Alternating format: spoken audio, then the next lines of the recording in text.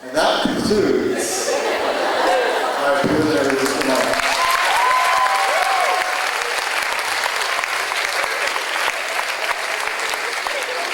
Ladies and gentlemen, it is my pleasure to introduce Mr. Juan Williams.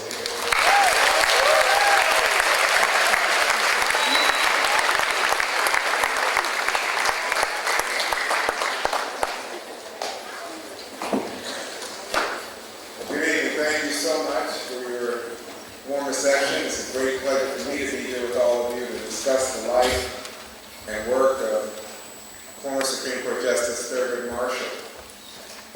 Justice Marshall, to me, when I was growing up, when I was your age, was quite a mystery.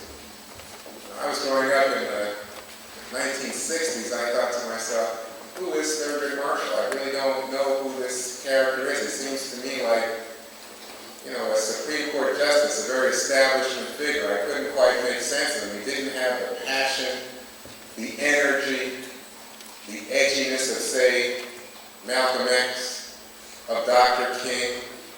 He didn't have the organizational power of, let's say, the NAACP. So it was a mystery to me. In a way, I didn't appreciate who Thurgood Marshall was. But many years later, when I was writing a book about the American Civil Rights Movement called Eyes on the Prize, I found myself engaged in research in which the name Thurgood Marshall kept popping up. When I looked into the use of restrictive covenants that kept blacks, Jews, Hispanics from buying property in the better neighborhoods in America, I found that there was a lawyer who had worked to end the use of restrictive covenants by making the case that they were unconstitutional, that it was illegal, it should be illegal and unconstitutional for the government to enforce such a discriminatory contract. The name of the lawyer, Thurgood Marshall. When I looked into the issue of how blacks were treated in the U.S. military, again, one name came up, a name of a man who had been sent over to Japan and then to Korea to argue with General MacArthur about the treatment of blacks in the military. The name, Thurgood Marshall. When it came to asking the FBI to enforce the laws fairly in this country, especially the laws against racial segregation in the Deep South, time and again, there came the name, Thurgood Marshall. And of course, I haven't even mentioned to you that he was the lead lawyer, of course, in the landmark Supreme Court case of the 20th century, Brown versus Board of Education. It's an astounding record of achievement. And that all predates the fact that he becomes the first African-American Solicitor General in the United States and the first African-American to sit on the U.S. Supreme Court. So as I'm writing a book about the Civil Rights Movement, I'm sending notes up to Justice Marshall's chambers at the U.S. Supreme Court requesting an interview. But every note comes back and says, no, absolutely not. I make a personal appeal to his law clerks, to his friends, to his family. They all say, oh no, he doesn't want any part of talking to you, and I don't. And I'm thinking, well, what's wrong? It turns out that I guess my most famous former colleague, Bob Woodward, the famous investigative journalist, Bob had done a book about the Supreme Court. This is back in 1979, and in that book, which was called The Brethren, which is a story of a year in the life of the Supreme Court, he had portrayed Justice Marshall as something of a buffoon. The kind of guy who comes into late work, the kind of guy who makes jokes about the pornographic movies that the court had to look at for obscenity cases, the kind of guy who would make jokes, hey Chiefy baby was shaking when he was talking to the Chief Justice. The whole image of Justice Marshall in that book is of a token who was put on the court by President Johnson as a symbolic gesture in the midst of the turmoil of the Civil Rights era, but not someone who was truly of the intellectual caliber to deserve a seat on the nation's highest court. Thurgood Marshall was absolutely speared by this depiction. Couldn't believe he was deeply hurt and stopped talking to reporters. And so here, when I showed up, he didn't want to deal with me as another Washington Post reporter. He saw me as overly aggressive. Why was I constantly calling and writing these notes? So I finished writing Eyes on the Prize without a first-person interview with Justice Marshall. But when I went back to the newspaper, once every few months or so, I'd send a note or make a call up to the court requesting an interview for a magazine piece. And I think of it in my mind as I'm standing here tonight, I think of it like the way some people buy lottery tickets. You buy a lottery ticket, usually nothing comes back. Well, that was me and my calls to Justice Marshall's chambers. I would make the call, nothing would come back. But then one day, I wasn't at my desk at the newspaper, and the phone rang. And in those days, there was a receptionist, not just the automated service that we have today, but a receptionist who took the call, and the person in there in the line said, "This is Thurgood Marshall, the court. I'd like to speak to your reporter, Juan Williams." And the young woman, who was a personal friend of mine, she said to him, "Yeah, right, I bet you're Thurgood Marshall." And he said, "No, this is Justice Marshall." And she said, "Look, I don't know who you are, but I don't have time for these games." So, bam, she hung up the phone. Now, the thing about this is, given that I'm speaking to you, people who may one day go on to sit on the Supreme Court, I want you to know that if this ever happens to you when you're a Supreme Court Justice, you don't have to put up with this kind of foolishness. In Justice Marshall's case, he didn't even bother to call her back. He just called a woman who at the time was the owner of the newspaper, Catherine Gray. And she took his call. And then she put him in touch with the man who was the head of the newsroom, Ben Bradley, and he took the call, and pretty soon they were looking for that reporter, and they scrounged around, found me, and I got on the phone, and I made all sorts of abject apologies to Justice Marshall. "Oh, Justice Marshall, you don't understand. Everybody in the newsroom knows it's a big joke about how much I've been trying to get to you and how desperately I wanted to have an interview with you." She thought it was some thing. He didn't want to hear any of it. He said, "I want you to come up here for tea at 4 o'clock. And I said, "Oh, I like tea as much as anyone, but what's this about?" And bam, he hung up the phone on me.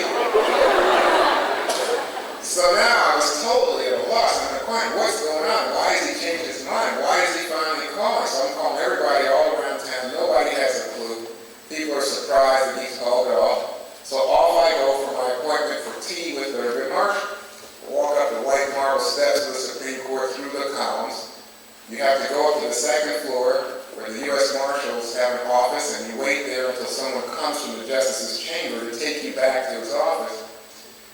And I came into his office, and there his secretary was standing to say hello. And I used to do a TV show in Washington called Inside Washington about Washington politics. So the secretary is very pleased to meet me, like someone you see on TV, and she says, "Oh, what a thrill, it's nice to see you." And I said, "Oh, Mr. McKell, it's wonderful to meet you too, but I gotta tell you, I'm so nervous about meeting Thurgood Marshall. I've wanted to do it for so long." And she said, "Oh, don't be nervous." I said, "Look, I gotta tell you something. I deal with lots of people. I talk to the president, the vice president, members of the court, but I've never been able to get to Justice Marshall, and I feel so nervous. I feel like I'm breaking out with something. I got prickly heat here." She said, calm down. He's waiting on you. Just go straight on back." So, much to my surprise, I walked back, I walked past some law clerks, really smart-looking young people reading these thick law books. I come into Justice Marshall's chambers. There is Thurgood Marshall, like living history, seated in front of me. He's bent over reading a book. He doesn't see me. As I'm standing in the doorway, I look around his office, and there on the wall is a live animal skin. It had been given to him, and I knew this from my research. It had been given to him by Jomo Kenyatta, the first president of Kenya. Because when Kenya gained its independence from Britain, they asked one lawyer in all the world to come and write the new constitution for the newly independent Republic of Kenya, and that one lawyer was an African-American, Thurgood Marshall. And that skin was his painting. And also on the wall was an original brief from the Brown decision, signed with 2 names. And I could make out that one name was Marshall and the other, much to my surprise, was John Davis, who was his opposing counsel. Davis was a devout segregationist, if you will, a man who had run for president as a Democrat in 1924, and then been asked personally by the governor of South Carolina segregationists in the Brown case because Davis was the top corporate lawyer in America at the time and a friend of many members of the court. So here in one document, you see the span of America's argument over our nation's original sin of slavery right there on the wall. And then, seated behind a large oak desk is Thurgood Marshall. On the desk is a bust of Frederick Douglass, the famous orator and abolitionist who grew up in the state of Maryland, Thurgood Marshall's home state. And then behind the desk, as I said, is Thurgood Marshall. And in that moment, before I made any noise or sign to let Justice Marshall know I was there, I had a sense of why I was feeling like I was breaking out of the heat and stuff like that. I mean, as I said, I get to talk to lots of politicians and important people, but usually they want to use, the microphone for National Public Radio or the TV camera for Fox or the newspaper pen. They want to use it to tell people, vote for me, send money, support my bill. But here was a man who had made history, and now I felt like, gosh, am I going to be able to tell this story, to understand him in such a way as to let other people understand the significance of his life and contributions to America? So I made some noise with my voice, and Thurgood Marshall looked up. As he looked up, I could see he was wearing these thick eyeglasses, and he had tears streaking down his face because he had glaucoma. He had thick, steely colored hair combed straight back. He had on his legs sticking out from the side of the desk, and I could see he had on those thick white socks, kind of elasticy that elderly people wear if they have circulatory problems.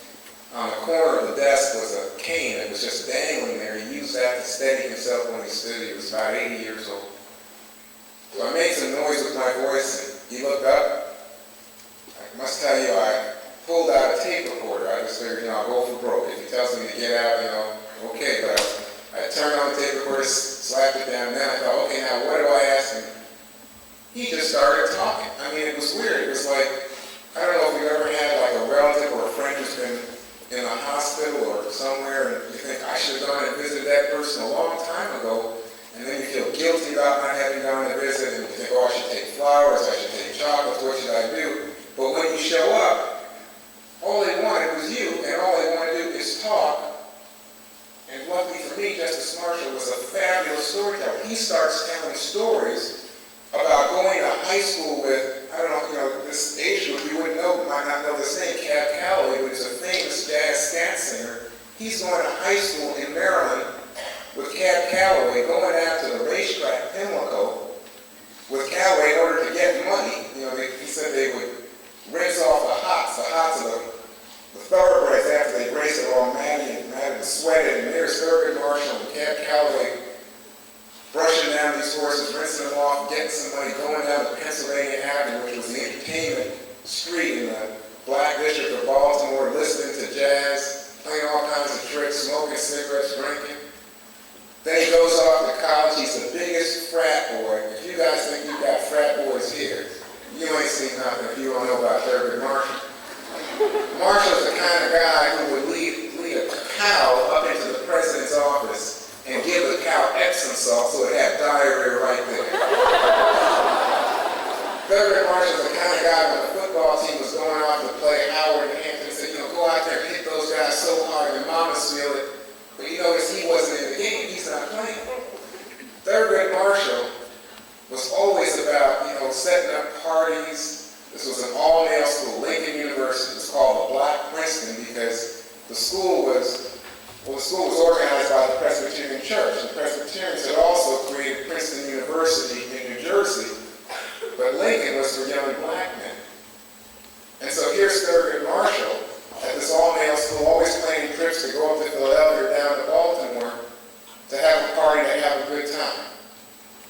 Well, as fate would have it, Langston Hughes, the famous poet and author, comes back to finish his college education while Marshall's doing his undergraduate work.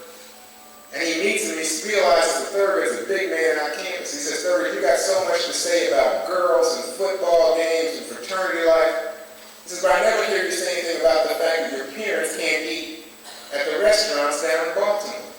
I never hear you say anything about the fact that when we go up to Philadelphia, if we go into a department store and we want to try on a hat or a pair of shoes, can't do it.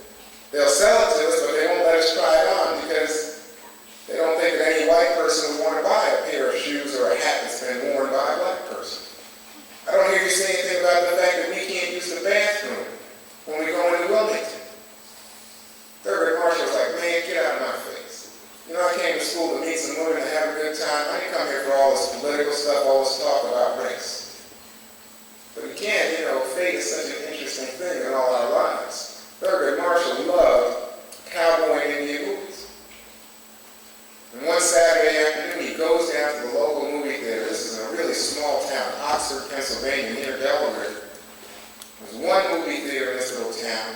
Thurgood Marshall and his friends go in, and they're supposed to sit in the upstairs balcony reserved for colored folks. But it's not a big crowd that afternoon, and they think, you know what, we'd rather sit in the lower seating area. So once the lights go down, the boys slip down. But once they're in their seats, who would have think it, but the usher notices that the boys are in the wrong place, and she calls the one policeman in town. The lights go on, the movie machine stops whirring and clicking. There's all this commotion.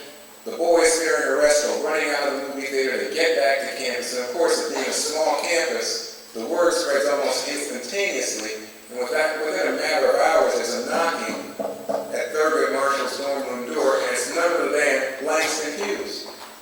And he says to him, I told you so, paid your money, didn't get to see your movie, that's what's going on in this country, and you never have anything to say about it.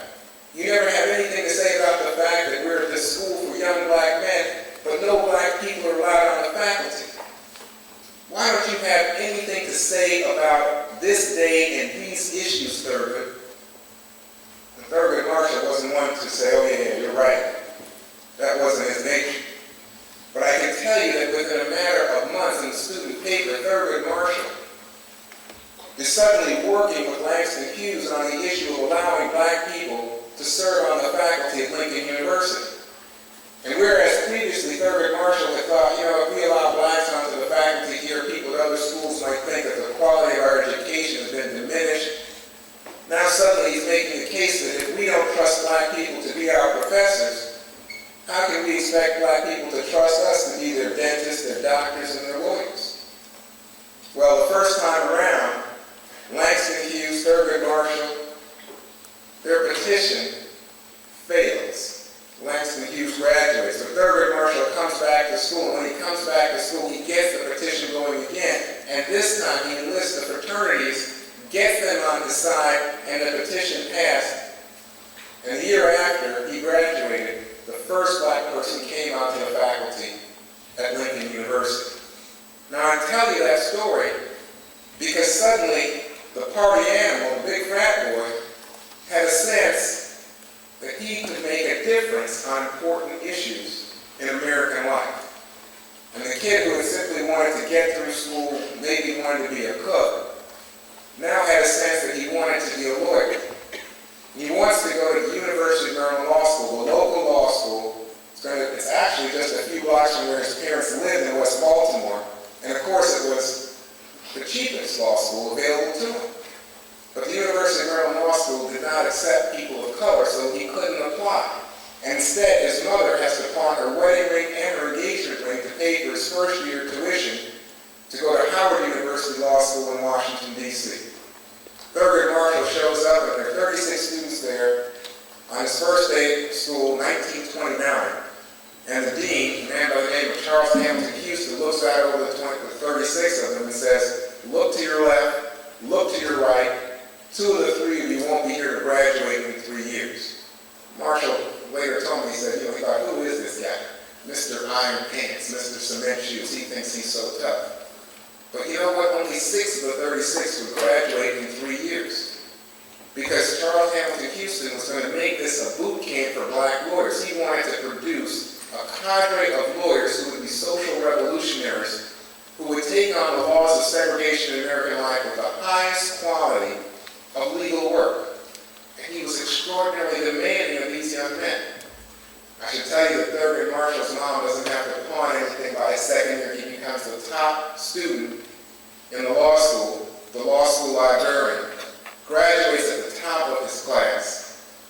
The year after he graduates, Dean Houston asked Thurgood Marshall to make a trip with him down south, because already the NAACP is looking at attacking segregation by documenting the disparate conditions of schools available to black and white children in the southern states. And so they're traveling along. Remember, these are two black men. This is the summer of 1933. They're traveling in a car. On the back seat, they've got blankets and pillows, bags of chicken and sandwiches and fruit, because they can't be assured that any hotel or restaurant is going to welcome them. Oftentimes, they have to sleep in the car. They get down near the Louisiana border, but still in Mississippi, right in that Delta region. Charles Hamilton Houston, the dean, goes into an old shack of a school that's a school for black kids.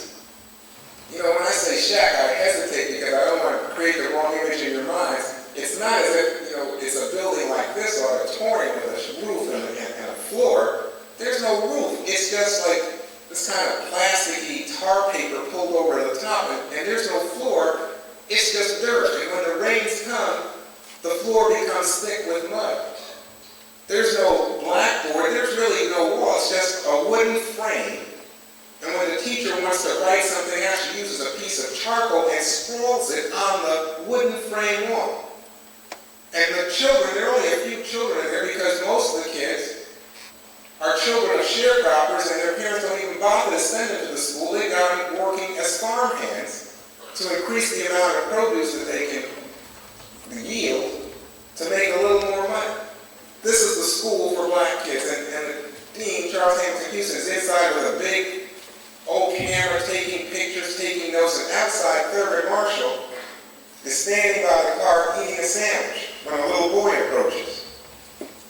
As Marshall described it to me, the little boy was absolutely mute, didn't say a word, just big eyes staring at Thurgood Marshall. And Thurgood Marshall's initial response was, "This kid has never seen a black man like me." Wearing a suit and tie, standing next to a car, law school graduate. This kid must be so impressed with me. But the kid doesn't say a word. The kid's just looking at Thurgood Marshall, looking at the car. Thurgood Marshall thinks, well, something's wrong with this kid. He's not talking. So he takes a piece of the sandwich and offers it to the child. But the child shakes his head. He doesn't want the sandwich. And then Thurgood Marshall notices that the kid has fixated on an orange that he placed on the dashboard because he was saving it as his dessert after lunch. The kid is just fascinated by this orange, so Thurgood Marshall says, "Go ahead, you can have it." The kid doesn't say a word, doesn't shake his head, doesn't do anything. Thurgood Marshall says, "Go ahead, take the orange." It won't move. Marshall picks up the orange, hands it to the kid, says, "Go ahead, eat it." And now the child takes it and bites at it right through the rind. But as he does so, I guess it was a bitter taste, he's repulsed, and he pulls it out of his mouth, and as he does so, the juice goes spraying all over his cheeks, his chin, drips it onto his chest, and some of it gets into the child's eye. And now the child, of course his eyes are stinging, reacts with alarm and takes the orange and flings it on the ground, splatters the orange into the mud. Thurgood Marshall's like, "What the hell is wrong with you? You're wasting my orange. What's with you, you stupid kid?" And being used to hearing this commotion, he comes running out of the school. He says, "What's wrong, Thurgood? What's wrong?" And Thurgood Marshall says, "Dean, you understand? This stupid kid, he took my orange, he bit at it right through the run like it's some kind of crazy person, then he smushed it all over his face, got it in his eyes, and now he's throwing it on the ground and wasted my orange." And then Houston looks at me and says, "You know, Thurgood, I signed your law degree, but I don't think you understand what's going on here." He says, "You know these roads we've been driving up and down? Have you noticed that we don't see any office buildings? We don't see any factories? These people are lucky if they can get a piece of land from the man in the big house in which they can be a sharecropper, Thurgood. Have you noticed that if someone's kind enough to invite us into their home for a meal at night, and we ask if we can use the bathroom, they send us out back to an outhouse and they tell us to be careful where we step because right there are open troughs filled with human waste? And when it comes to educating their children, the next generation in this community, Thurgood, here he turned and pointed at this old shack of a school. He said, "This is what they have to offer their children, Thurgood. And you're going to stand here and you're going to scream at this little kid because the kid doesn't know anything about peeling an orange, slicing an orange, picking the seeds out of an orange. He said, damn it, Thurgood, this kid's never seen an orange, never eaten an orange. And you're doing nothing but embarrassing me and humiliating that child. Young Thurgood Marshall, just out of law school, so filled with pride about himself, he couldn't believe it. You know, he's a black kid from Baltimore, but they had oranges. He couldn't believe that there was an 8-year-old anywhere in America that had never eaten an orange. About 2 days later, he writes a letter home to his mother. He says, "Dear Mom, Dean Houston used to say during law school that a lawyer who's not a social engineer is nothing but a social parasite. And I didn't understand it because I went to law school to make some money, to make you proud of me, to be Lawyer Marshall. But today I met a kid who didn't know what an orange was. And I think somebody should be a voice in American life and law for that child. Somebody's got to talk about what's going on with that child in America today." Thurgood Marshall goes back with a new sense. You know, as you see people grow in life, but also in terms of their biography, you can see them evolve and develop. And here now suddenly is Marshall with a sense of mission, with a sense of wanting to be a voice for those who have no voice. And he goes back still nursing a grudge in so many ways from the fact that he couldn't attend the University of Maryland Law School because of the color of his skin. And he gets a friend who was a graduate of Amherst College to apply to the University of Maryland Law School. The friend says, "Hey, Thurgood, this is futile. Why even bother? You didn't apply because you know they don't accept people of color." Thurgood Marshall says, "No, go ahead, send in the application." Sure enough, 6 weeks later, the application comes back, it's stamped denied. Marshall's not upset. He says, "Why don't you write a letter to the university president asking why someone who's a graduate of Amherst College, a lifelong resident of the state of Maryland, would be denied admission to the state law school?" This time it only takes a couple of days. A handwritten letter comes back from the university president saying the University of Maryland Law School does not accept people of color. Thurgood Marshall's elated because now he's got the policy written out and signed by the university president, and he's going to use it as the basis for a lawsuit. He doesn't think much is going to come of it, because of course all the judges are graduates of the University of Maryland Law School. They're going to protect their alma mater. But sure enough, there's a judge who calls the case in the very lowest court in the state, Baltimore City Court. The lawyer for the university stands up and says, "Your Honor, don't be impatient. We intend to build a separate law school for blacks in a distant county at some point, but the state legislature hasn't appropriated the necessary money. But don't give a thought to integrating the university because it will do nothing but damage the quality of education we offer at that fine institution."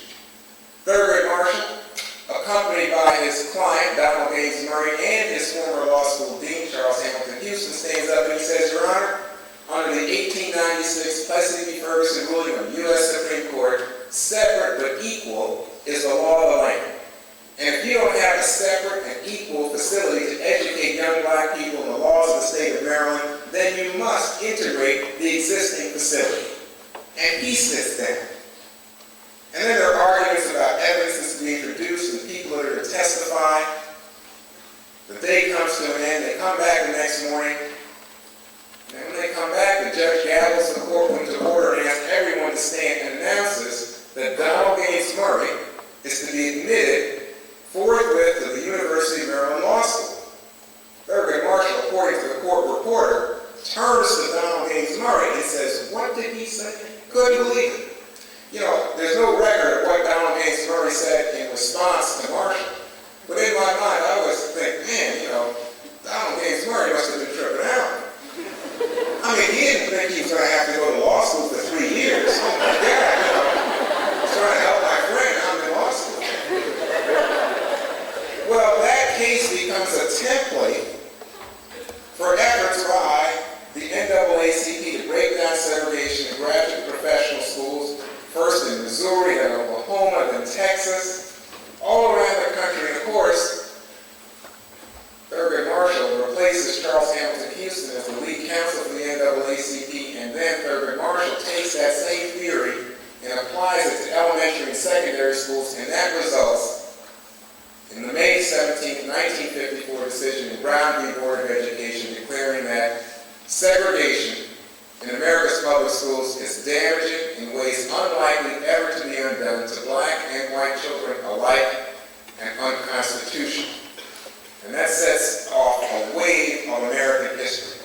Massive resistance to school integration, huge white flight from America's central cities, sets off consequences that we feel to this day in terms of arguments over affirmative action, over segregation as we know it as a fact, especially in America's big city public schools. I live in Washington, D.C., where they have something they call hyper-segregation, where more than 90% of the students are black and Hispanic. And we know that it's not just a matter of race. We know that in these very segregated school districts, the quality of education offered to those children is vastly inferior. We have arguments about magnet schools, about vouchers, about charter schools that continue to this day, largely a legacy of Brown. And yet, we also have the largest black and Hispanic middle class in America because America's schools have opened and there's more pressure to allow for proper funding of those schools. We have a tremendously diverse and yet at the same time stressed society when it comes to race in America.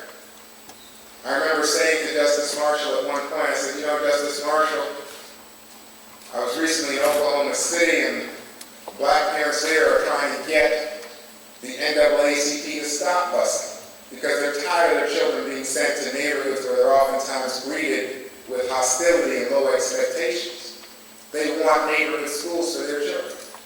I said, I recently read an article by a young man in a Howard University law review that said you made a mistake by focusing on integration in Brown, that you should have focused on quality schools for all children, and there wouldn't have been so many racial arguments. Instead, the emphasis, the whole focus would have been on giving the best education to every American child. Thurgood Marshall looked at me and said, you know, he didn't have in mind any Norman Rockwell picture of America with Hispanic children sitting next to black children, next to Asian children, next to white children. He said that he focused on integration because so much of the political establishment, the white school boards, the white politicians had not given the proper money to educate black children. And the idea was that if they wouldn't properly educate black children, that those black children had a right to sit in the same schools as their white children. When I asked him about the fact of the reality of so much continued segregation in America's public schools today, he said that in fact he had not anticipated the depth of the resistance to the idea of school integration. But he believed in the principle and believed it was up to us in this generation to carry the fight forward. Now I mention all of this to you tonight because in so many ways your generation faces a different moment in terms of civil rights history. Your generation faces a moment when so many in our nation are astounded to realize that 50% plus of our nation's black and Hispanic young people are dropping out of high school. Unbelievable that in 2006, at the start of a new century, we would see levels of that kind of anger and alienation from public education, especially in our minority population. But that's not the whole story. Even for young people of color who stay in school in our country today, there's a yawning achievement gap. In many places, young people getting a high school diploma, they're in no place to come here and compete with you, University of California, San Diego, on an equal basis, because they're graduating with a diploma, but they're only doing math and writing and reading on an 8th grade level. It's unbelievable. We're creating separate society at a time when class is becoming more and more pronounced in American society, when the rich are growing in number and wealth, the poor are growing and the middle class is shrinking. And here are people who are turning away from the idea of education, turning away from a belief in society because they're not getting any affirmation in school and having negative experiences in school. Not only that, I think all of you are aware that even as you are becoming part of America's elite by virtue of the education you're receiving here, you're aware that there is a society out there that, well, for young people, especially poor young people in American society, sends them the most distorted and twisted messages. I don't know how many of you realize that the cable industry in America at the moment is just all in a dither over a show called Flavor of Love. Why? Now you think about this, why? Oh, well, gee, here's why. You got basically Flavor Flav as a minstrel, acting a total fool ass, right? And you got women dressing like hoes and strippers, right? To try to get his attention, demeaning themselves in every way. They even had a woman defecate on the show. Can you imagine? This is what gets huge numbers in America's cable industry. This is what's held up as an image to America's young people, especially young Black and Latino people. Now you stop and think about this. You stop and think about the fact that Dave Chappelle had a winning show, high numbers. But Dave Chappelle said he thought he was making jokes about race, and suddenly found out that people, not everybody was laughing with him, but that there were lots of people who were laughing at him. And his conscience couldn't take it, so much so that he turned back $50 million. You stop and think about that. You stop and think about the images that are offered up to young people, especially young people struggling to get an education, to find a place in American society today. And what are the images? Oh, they can be a gangster, they can be a criminal. They can be a gangster rapper and glorify the criminals and come off with a lot of attitude and appearance of being threatening and menacing and having guns. And again, the role for young women in that image is limited to being sex toys. Now you stop and think about this and put it in this perspective.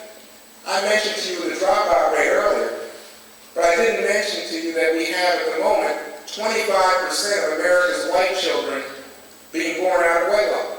25%, one of every four. I didn't say to you that 50% of America's Hispanic children today are born out of wedlock. One out of every two. And I didn't mention to you that 70% of our Black children today are born out of wedlock. 70%. I'm not standing up here and moralizing. I'm simply saying to you, realize that the family is the foundation of our society, and that we know when a child is born out of wedlock, that child has less chance to succeed in school, less likely to graduate from school, more likely to end up in jail. And if we want to talk about the jails, we can talk about the fact that 40% plus of those incarcerated in America tonight are Black, more than 20% Hispanic, so more than 60% of the people behind bars, people of color, when their percentage of the population is more like 25, 26%. This is a horror. This is a challenge of this day and time in the way that Thurgood Marshall faced a challenge in his time. But each and every one of you in this room, people who are growing into roles as leaders in terms of American corporate life, American arts and sciences, American media, American military. Each and every one of you in this room have to realize that you are inheritors of Thurgood Marshall's mantle. You are people who are in position to make a difference on the challenges of this generation in this new century. And it requires you to speak out, to stand up, to spit out the sleeping pill fed to you by a popular culture that would simply say to you, you can't make a difference, you're in this just for yourself. I bet you're all great kids. Your parents, people who love you, have sent you here on the theory that you should get good grades, hopefully graduate, maybe go to graduate school, you're going to get a good job, buy a nice home, marry a wonderful man, a wonderful woman. You know, you think about it, that's their vision for you. That's who they think you are. By that standard, you all end up having nice caskets and gravestones.